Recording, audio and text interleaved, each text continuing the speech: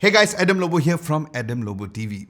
So normally I don't do camera gear reviews on this channel, but when Sony released the new A7S III camera, I thought I'd share with you reasons why you should consider getting the camera, especially if you are a content creator like me. So keep watching.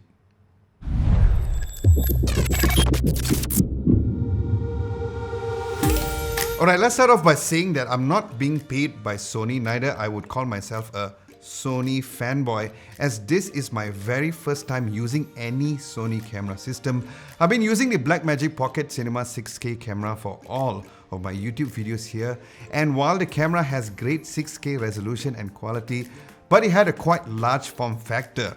Now this is fine if you guys are doing a shoot like in a place like here in a studio, but it is not as portable to bring it outside, and that brings me to reason number one, which is the portability.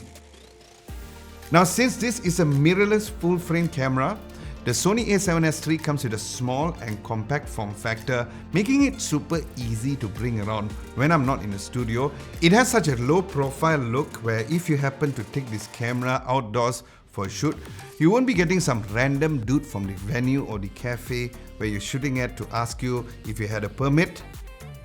Oi, mana permit? As it just looks like a regular DSLR camera, which people tend to bring around in cafes or anywhere anyway. And on top of that, there's also a whole array of lens choices under Sony, which also has a nice compact size. Like this is a 55mm f1.8 aperture lens, which means that even with a small size form factor, you can bring it anywhere at ease without sacrificing the video and the image quality. And yes, this camera not only shoots a great 10-bit 4K video up to a massive 120 frames per second, but it also takes amazing raw photos at 12.1 megapixels, perfect for social media situations, where you can check out all the photos on my Instagram page, as all the photos taken for the past week was taken with this camera. Next would be the superior autofocus. Now, Sony has come a really long way when it comes to having the best autofocus system, as Canon's dual pixel autofocus was always the best and nobody could compete against them. Well, not anymore, as the new 759 on-sensor PDAF person, eye and animal autofocus gives you the best autofocus system, and in my humble opinion, even beating the autofocus of the Canon camera systems, where there are tons of videos where you can see how the autofocus system has improved on the new Sony A7S III. Now I have to be honest to say that I don't even use autofocus on any of my shots before this because of the lack of reliable one on my current cameras, but it's nice there is the option to have the autofocus for situations where I need to shoot outdoors all by myself, where there isn't anyone around to rack focus. Yep, usually I do that. It's like, hey bro, can you help? Focus for me. And also worth mentioning is the fact that the Sony A7S III is the very first camera which does this, a flip out screen. Now as for the third reason would be its stabilization. Now this works hand in hand with the portability form factor as mentioned earlier, because not only it is small in size, but the Sony A7S III has the image sensor shift mechanism with 5-axis compensation.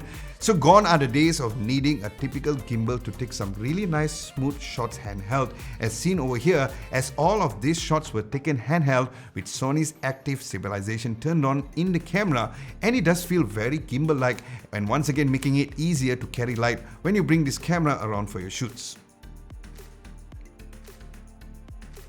Now as for the next reason would be the media and recording options. So the Sony A7S III can record through SD cards, CF Express Type A, which I have to be honest to say that is really expensive. And you can even record externally through the Atomos Ninja 5 recorder via HDMI to an SSD to get the highest quality of 12-bit ProRes RAW up to 4.2K resolution, which is my current preferred way of recording on this camera. So if you don't need to shoot 128 frames per second at 4K resolution, you can always opt to the SD card instead, which again it's nice and small instead of having the SSD externally like I mentioned earlier. But keep in mind that if you like to get the best quality possible on an SD card and also making the files easier to work in your video editing software with the all intra mode recording, it's best that you use a V90 SD card to get the most optimal results. And finally is collaboration. Now this is surely depending on where exactly you're watching this video, but here in Malaysia, you'll find a lot of shooters here using the Sony E-mount ecosystem, which means that it's easier for you to collaborate with them in terms of using the similar type of cameras with the same E-mount lenses. But if you really don't want to buy one, you can always rent it through Lens Library, which is exactly what I have done, where they have tons of Sony E-mount options and other lens mount options for you guys to really test out before considering making a purchase, which I'll leave links to Lens Library at the link below. Alright guys, there you have it. Now there are many other reasons why you should consider getting the Sony A7S III, which is a bit more technical, which I'll leave links for you all to check out down below for you guys to get a bit more information on that. Since most of my audiences here on YouTube are not a lot of content creators, so you can check out video content coming from friends like ZY Productions, Gerald Undone, Caleb Pike and many more. But if you have any questions to ask about the camera since I've gotten myself one, do let me know at the comment section below.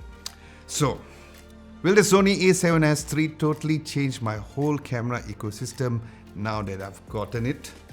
Well, we will just have to wait and see.